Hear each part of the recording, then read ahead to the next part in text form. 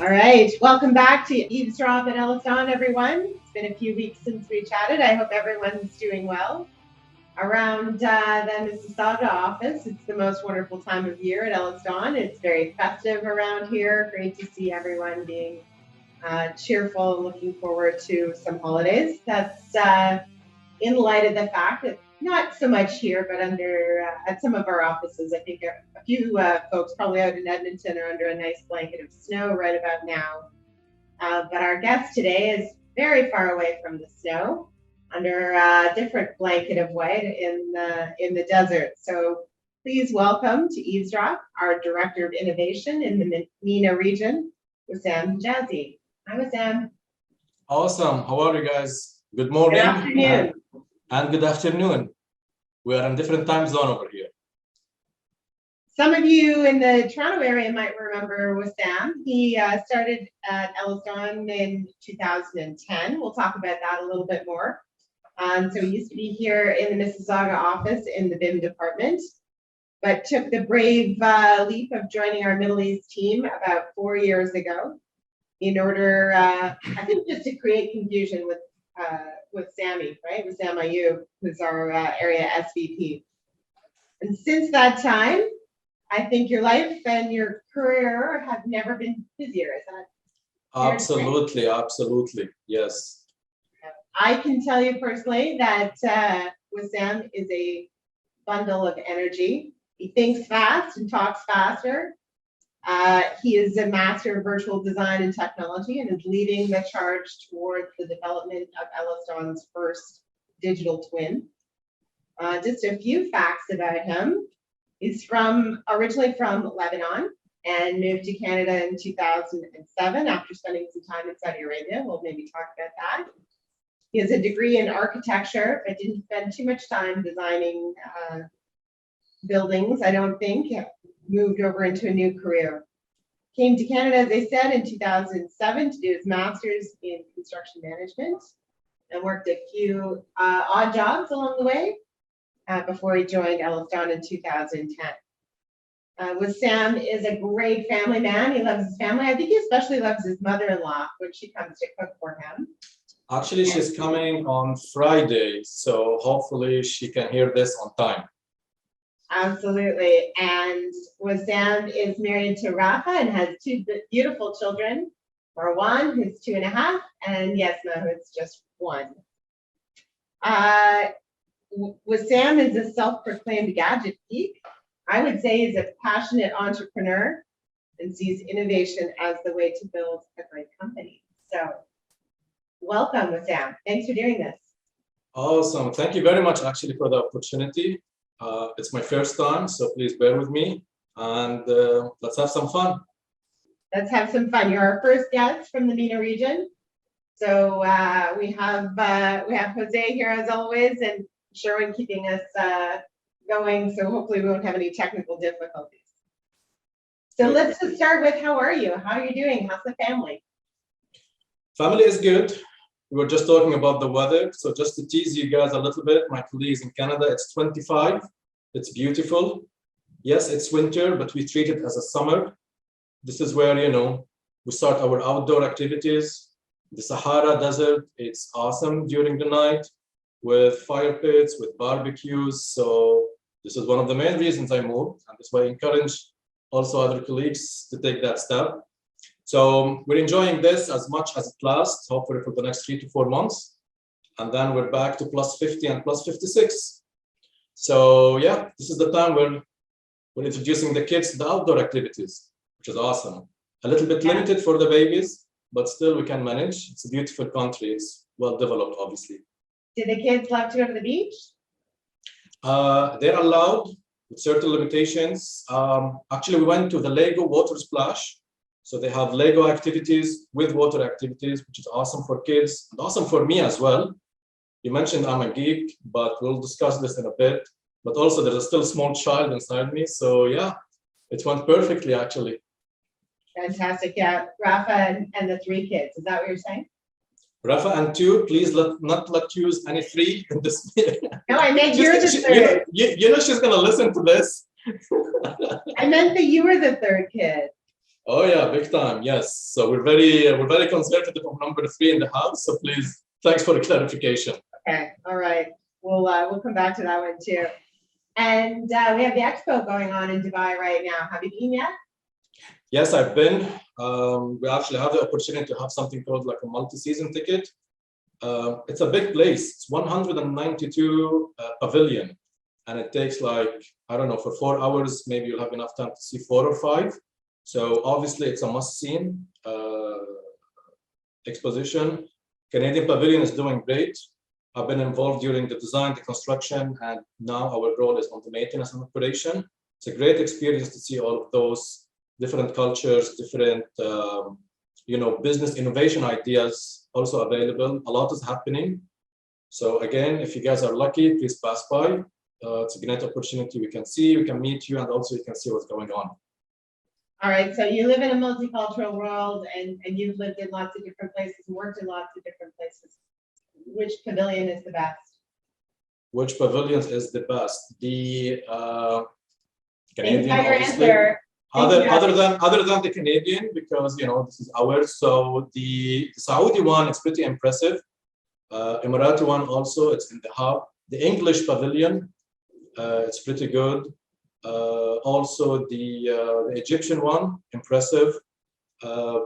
It depends on what you're looking for. Some of them, they focus on the cultural aspect, some of them on mix between new innovation and cultural. But overall, the whole scene, the whole environment at night, the concerts, the show, there's a lot of food. Maybe I should have started with that. But yeah, the overall experience is a very nice family experience. Fantastic, fantastic. Okay, so we're here to talk about you. So let's go back a little bit.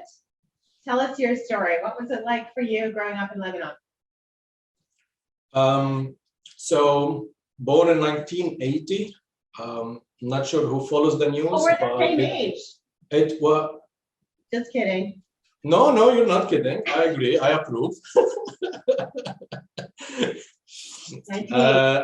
Anyway, so the first 10 years in my childhood were not really the best. It was the Civil War back then. Now, thanks God, we maintained a safe distance from all of the action, but still, it was a lot of limitation for a kid from activities, from going out, a lot of restrictions in our school, a lot of days off. So this remained till the age of 10, actually, when the war stopped, and then the country started to develop itself. So basically, I would say my experience started when I moved to the capital, to the university. This is where I engaged with other people, with other countries. I actually left my hometown. It's a small city called Saida. Someone knows that region. And this is where I really started to explore that level of expertise with, meeting other people from different areas, with different dialects. But I would say the experience overall, it's nice, although the limitations of the war and some of the bad stories, which I still have to know. But, for example, every time I hear an airplane, the first thing that stuck to my mind is, it's a strike. So I still have those type of scars, if you want. I don't think they're gonna let go, but it is what it is. So, we always try to look at the positive side of things, which teach me to understand, don't take anything for granted, right? Because, we've been suffering a lot with those. Still now, the country is not fully developed. My parents are still there, they're seniors. And every time I chat with them, I can still see a lot of stuff they're missing, especially people seniors at that age, whether from services or whether from, enjoying their 70s years old age. But anyway, so the university was pretty interesting because, as I mentioned, it was an opportunity for me to start, get out of the country and start to looking at other stuff. I studied architectural school in Lebanon. It's a bachelor degree for 5 years. And obviously, like all the people at my age, the aim is to leave the country. So we don't really have high hopes of building our career in a developing country, which has a lot of problems. It's unfortunate and fortunate at the same time, but it works for the best. I'm the only son to my family, obviously. So it was challenging from a family perspective. but they still had to take that next step to, allow me to leave the country and explore. And this is where my journey started once I'm done with my architectural degree. How do you think that shapes you growing up in a place where you know you're going to, in order to have a career, you're going to have to leave? It's again, it's a love and hate experience. Like, I'm supposed to be now beside my family, taking care of them, enjoying my time with them. I'm not a kid anymore, so basically, the relationship with my parents would have been way different if I stayed in Lebanon and I built my career, built my family. Like, my kids, they don't even know them, which is, this is big. The relationship with my father and my mother is through social media, and that hurts a little bit. But on the positive side, I'm in a position where I can, build a nice future for them. I can build a career for myself, something decent, something I love, and also, I'm productive. I'm doing something good, and at a certain moment you have to leave, or you stay over there and go with the flow, which is not looking good anyway.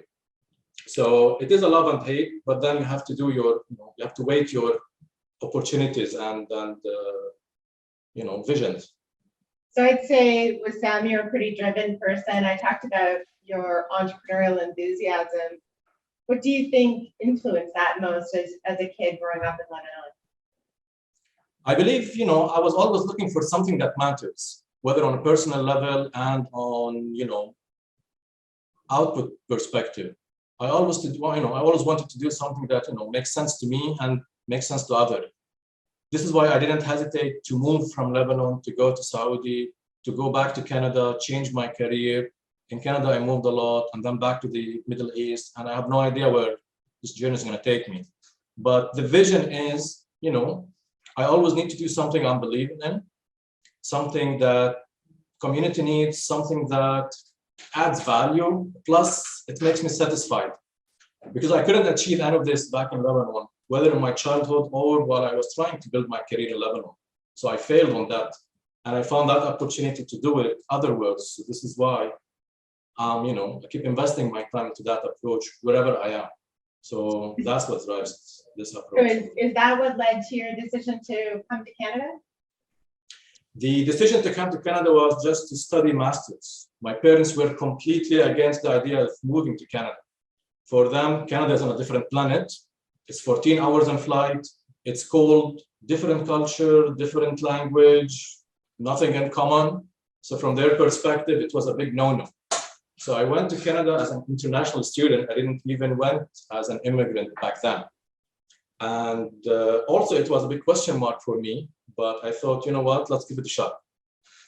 So once I'm done with my master's degree in Concordia, Montreal, obviously, I've seen the added value in Canada on different levels. The respect, the opportunities, the beautiful weather. I mean, for a Middle Eastern guy like myself, snow is a big thing. So, there was a lot of things to look for in Canada. What were the biggest adjustments that you had to make? Weather, obviously. Number two, accepting people calling me Wissam for some reason. And the biggest thing, obviously, it is, how to fit in an actual multicultural country.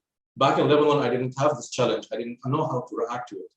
Even when I worked in Saudi, speak the same language, very similar cultures with minor differences. But the actual multicultural environment I was in Canada. And I've seen, obviously, a lot of things which I used to watch on the TV. Different backgrounds, different religions, different way of thinking. So all of those, you have to absorb them slowly to know how to react to them. And all of this goes into the experience to build one's character. And this is why now, wherever I go, I don't have any issue with that, right? North, south, east, west, I can adapt. Even if I didn't like or I wasn't comfortable, I know how to react. I know how to stay calm, and I know how to respect others regardless. So, this was a valuable lesson. It took some time, obviously, but made it through. And did you feel welcomed into Canada? Yes, in principle. I went first of all to Montreal. And to be very transparent with you, the first place I rented, it was in the gay village inside Montreal. So this was an experience by itself for me. This was the first time actually, I am in such an environment. So it was, a little bit of time to what do you call it, to absorb, and then to start to see different ideas with different thought process and different ways of thinking. After 6 to 7 months, it became the norm for me. So I can speak English, which is not my native language, easily. I can look at other things with a different mindset rather than my original Middle Eastern mindset. I can adapt a little bit more quickly with that. And after 2 years with the university, with all of the interactions with the other colleagues, with the other professors, done. It's like, I can call it home to a certain extent. Especially, I didn't plan to come back to Lebanon. So I took that decision that, this is my next big step. So I was thinking of, setting up a family, the house, my career, all in Canada. So that brings us to EllisDon. Tell us about how you got to EllisDon, when you joined, how you joined, and maybe a little bit about what you think about the company. So when I graduated, actually, this is where I took the decision to change my career. I'm not sure if I mentioned this. My master's in construction was about technology. So 2007, I got introduced to something called BIM. No one had any idea what that is. So this was my thesis, and I've decided that this is the next big thing. Once graduated, I think Canada was still recovering from the economic lockdown back in 2008. So there wasn't a lot of opportunities. And back in Montreal, it was all French speakers. It was very challenging for me. I might be the only Lebanese who doesn't speak French anyway. So I do remember I applied to, I don't know, tens, hundreds of companies for around like a year. Long story short, I was in Ottawa actually back then. I did receive a message from Tom Strong, who was the head of the BIM department back then. Took the train on the same day, went, I met him.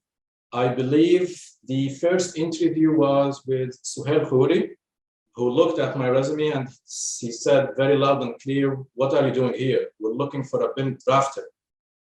And I didn't even debate with him. I just signed the contract. He said, "You have masters and all of this back experience, what you're doing. We're looking for a fresh graduate from a college." And I told him, "Let's do it.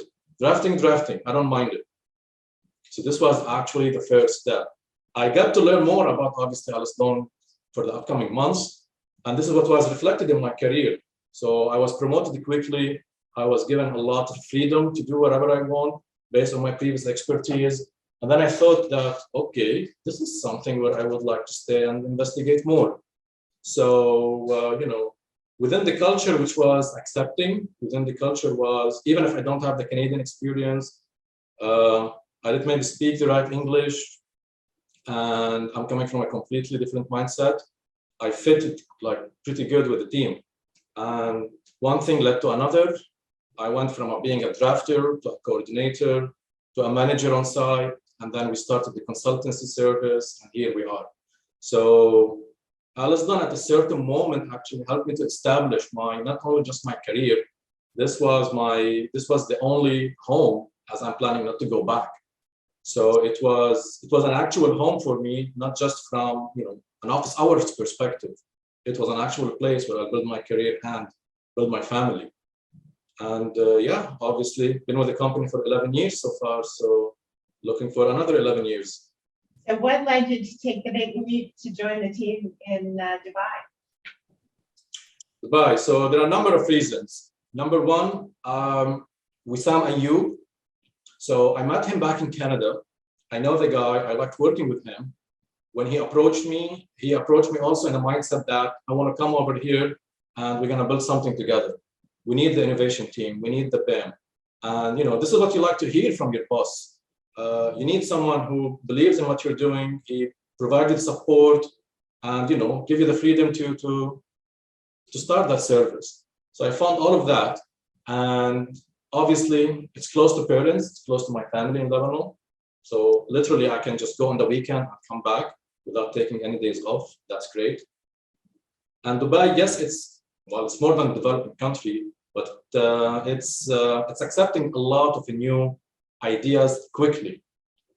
So it's very easy to go and talk about 6D and 7D and digital twins and virtual reality. Those ideas are well accepted. And then why do you think those ideas are so much more readily accepted in Dubai than they are in Canada?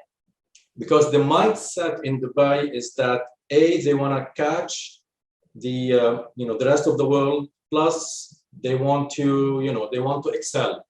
And for them to do both at the same time, they don't have the time to debate all that technology. So they're just studying this technology and trying to figure out how to implement it.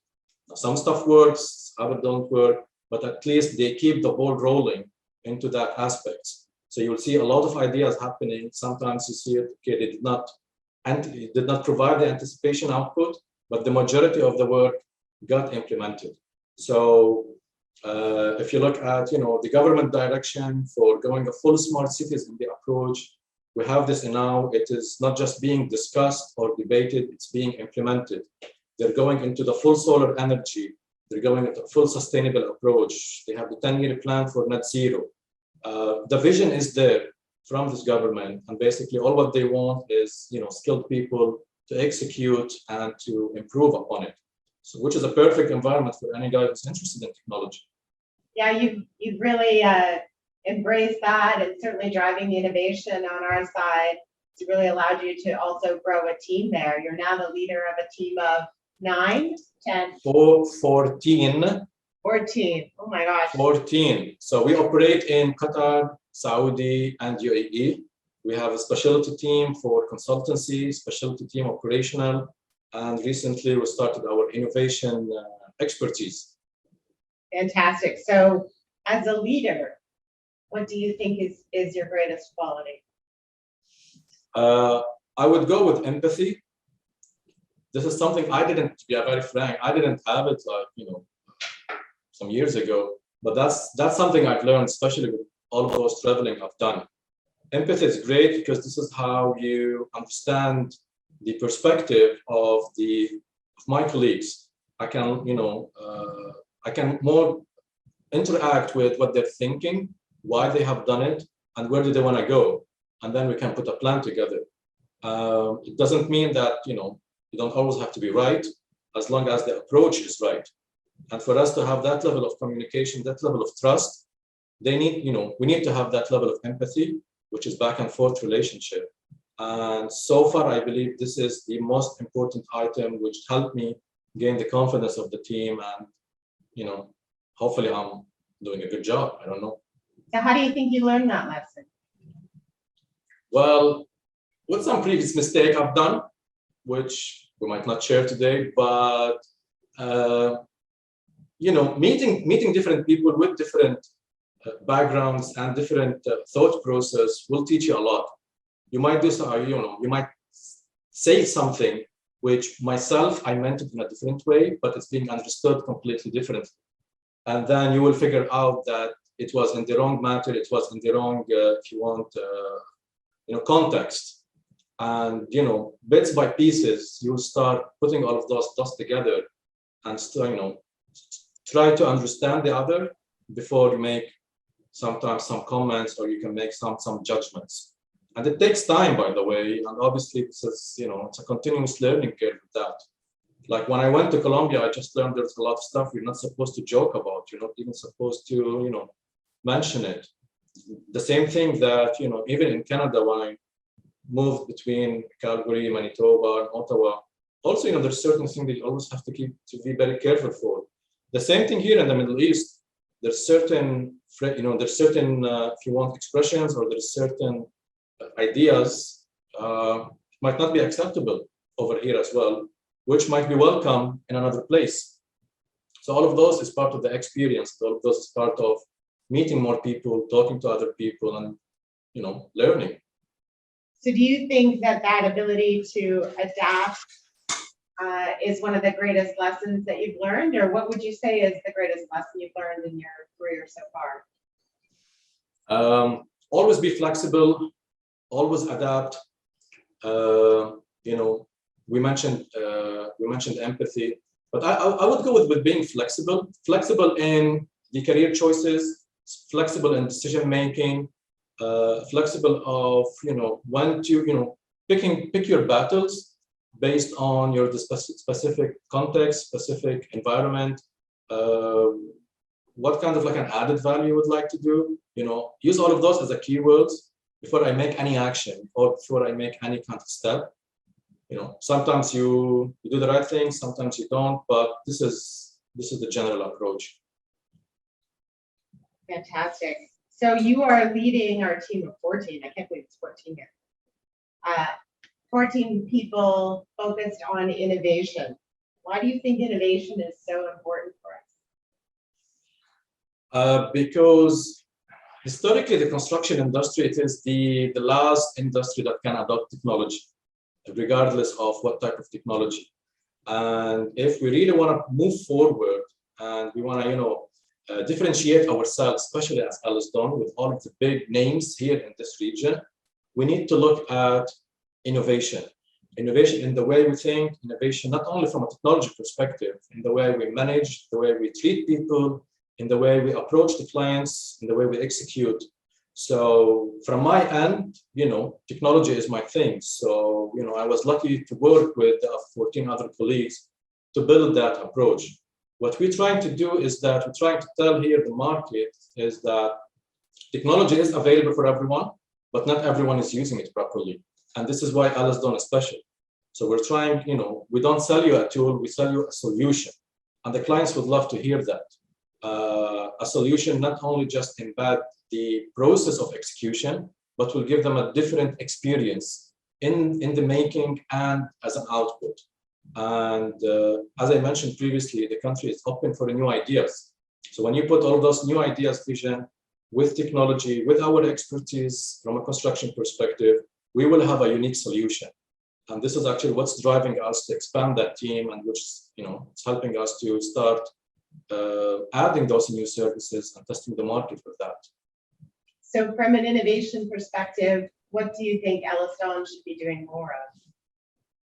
Now, the priorities, I would say, is obviously data analytics and the decision of how do we utilize technology in order to provide the right solution from our perspective. We need to look at what kind of an additional service we're providing to the clients and how technology will help us to deliver better, faster, and more efficient, and what kind of added value the clients are getting from having something different and obviously the less cost. So moving with data which will be driving our project management decisions, planning, risk, sustainability, plus our day-to-day work. So one of the main items now we're pushing on our innovation section is our design management tool. We're trying to build an in-house design management tool. As you know, design is design. Our design managers, they need a tool where they can utilize the data for their decision making, rather than even just going through models and 3D. So we're trying to get them to a level where they can utilize our in-house tools just to maybe improve their efficiency by like 40% and making a more accurate decision using detailed data gathered from design projects. So this is how you mix expertise with technology and with innovation ideas. That's the vision what we're trying to implement. So that's all very forward-looking. When you think about what your career looks like, or you think about what EllisDon looks like in 10 years, what do you think it will be? That's a tough question. Obviously, there's going to be a lot of titles, new titles, which will come in place. There's going to be a lot of roles which will be either redundant or secondary. Like if you look at my title, Director of Innovation, that doesn't exist three years ago. So that's something new. Maybe in the future, we will have like a data scientist. We might have like, AI expert. But obviously, and this goes back to the idea of being flexible. So for us to be successful, the most important thing is, be flexible, forward thinking, accept, plus adapt. So if the market is moving into automation, moving into data intelligence, engineering intelligence, this is where we need to tackle, and new roles will come in. Fantastic. It sounds like things are all going in the right direction for you. Is there anything about your career right now that you would change? I would change. No, I don't think so. Again, part of the lessons learned is be patient. Maybe I should have also mentioned that. So I'm 41 years old now. I'm patient enough. So yeah, I would love to take over, but that doesn't make any sense, right? So, one step at a time. This is, by the way, I always keep telling the new hires is that, just hold on, you have a lot to learn. So on myself, being patient is key. And again, always be open to new ideas. Always be open to say, well, we used to do it wrong last year. What we have done last year is not valid anymore. We need to redo it again, or we need to redo it differently. So, I keep reminding myself of those two words, and this is what keeps me driving over here. At this stage, no, I just want to move forward, keep moving forward, actually. I'm extremely happy with the environment over here, the support I'm getting from other colleagues. Fingers crossed, I should be good over here, yeah. Well, I'm sure Sammy's listening, so now he knows that you're at his back, so he'll have to stay sharp, stay on his toes. Yeah, and just for the record, my performance review is still way too far, so we're good, we're good. Fantastic. If you had a message that you could give the entire company, what do you think it would be? Message to the entire company. Don't leave EllisDon. I don't know. It's a great. Don't leave EllisDon. It's a great place. Give it some time, even if you're not happy, but give it some time. Fantastic. Well, I'm sure everybody in PNC is really glad that you just said that. So thank you for that. What's one thing right now that you're really grateful for? Family, health, and being successful with my choices. I would say the majority of the choices I took are right choices. The stuff which didn't work, I think I overcome that. But seeing my kids grow every day, seeing my career grow every day, being close to my parents, I think I'm the luckiest person alive, I believe. So yeah, thanks God for that. Now you're the dad of a 2.5-year-old and a 1-year-old. I was expecting your answer to be like a good night's sleep. Sorry, I didn't get that. Sorry. I was expecting your answer to be a good night's sleep. It's something you're really grateful for. Good night's sleep. Well, let's not aim too high. Let's. Okay. I still have good 2 years with that. So I've been asking you lots of questions. What's one question that you wish I would ask you?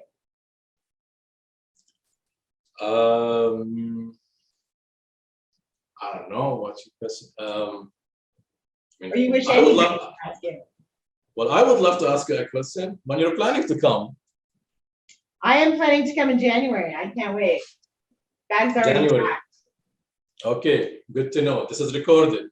Okay, it's recorded. All right, so as you know, we are going to do some rapid fire questions. We didn't get talking too much about F1, but we're going to get there. So there was a big F1 race in Abu Dhabi. There was a massive F1 race. So for all of the F1 fans over here, I would like for Hamilton. I'm not sure if you agree with the decisions or no, but I'm not a big fan of Verstappen. I'm a Ferrari fan, but it's always nice to see young drivers actually taking championship. Although it was a very interesting race, it was a very interesting season. So, and also I had the opportunity, to go and watch live at pre-COVID phases the Abu Dhabi circuit, which is a completely different experience, by the way.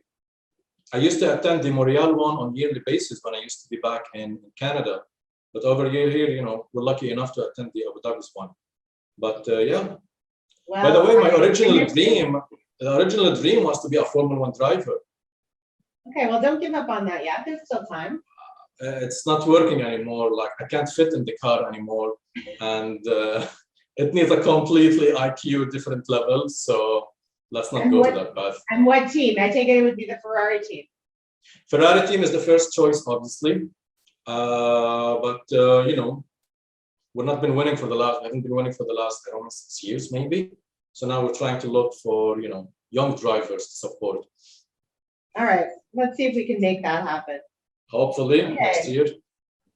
So on the rapid fire, we talk about food a lot, you and I. What's your favorite meal?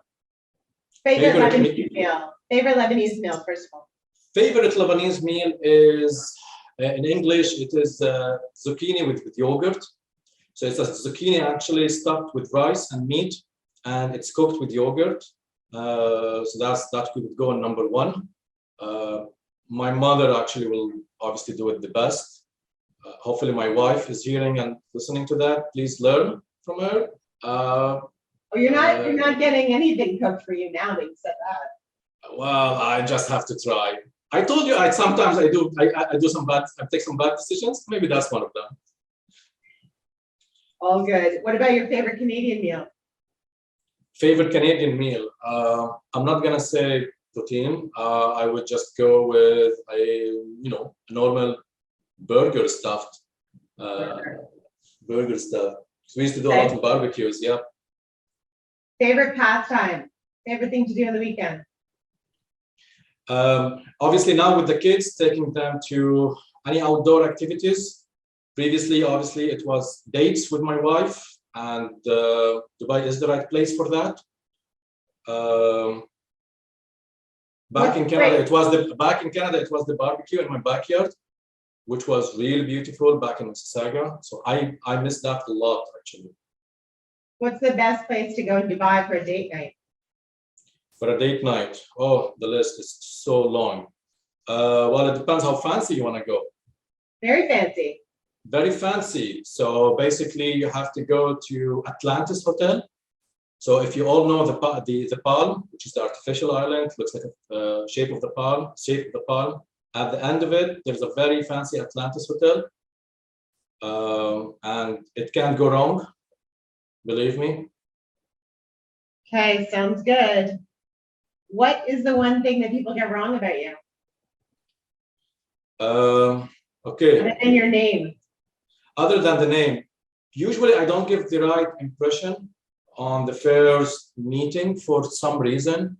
Maybe because I don't know, talk too fast or talk too loud. But this is what I heard several times. I don't give the right impression. With time, people will, tend to know me better.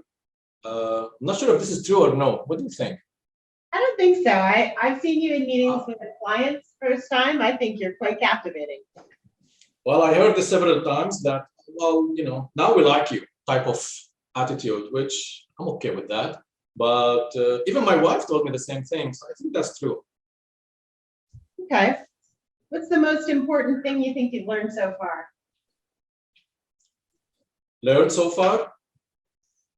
Career-wise or just, overall? Overall. I would say accepting others.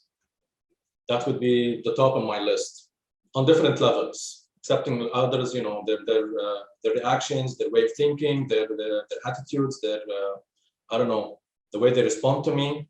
So accepting it's key, because I think this is how you can maintain, a level of professionalism and respect if we have this. And obviously, again, this is a learning curve. It's a very long learning curve.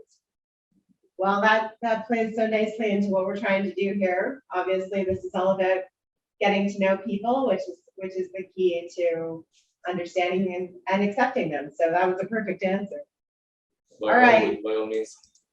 So as always, I asked you for 5 songs that you were passionate about.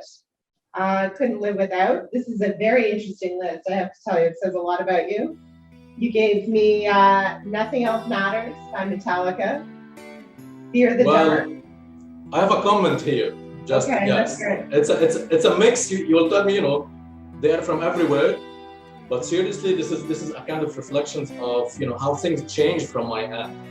So back then I was a big heavy soft metal, type of Metallica type of big I fan. did not expect you to be a metalhead. I gotta be honest. I'm not listening to them anymore, but I still remember for a good deal of my early life, this is what I used to hear on daily basis. Maybe affected by the architectural school, by all the craziness we're trying to do, but that's true. Metallica, Iron Maiden, and the rest of the crazy stuff. Iron Maiden, Fear of the Dark. Yep. And then we moved to Yanni. And then I moved to Yanni, and I'll tell you why. This is where I get introduced to what's called now the mix of music. So Yanni's music, it's not like pop or a classic, it's more oriental type of thing. So I started to become interesting to me. You can hear it like, on different moods, you can hear it regardless of where you are. And it's pretty new back then. And it got interested, and the guy is pretty awesome. So basically, he has a lot of new music to introduce every time. So it was a perfect fit at a certain moment. Fantastic. And then, of course, Chris de Burgh, a classic, but not Lady in Red. Here Is Your Paradise, which was your wedding song. It was my first wedding dance with my wife, and during our wedding, obviously. And yes, he's one of my favorites. And then I'm going to likely butcher this, but I'll try it. Fairuz. Fairuz. Okay, here I go. I'm going to try to say it though. Okay, I'll give you a shot. Go ahead. Okay. Daklak Ya Tahir El Warwar. Excellent. So basically, Tahir El Warwar, it is a kind of a bird. Usually it's available in the mountains, and basically she's singing to the bird. And the music is awesome. Fairuz, she's I don't know, Celine Dion, and it's like a Celine Dion in Lebanon.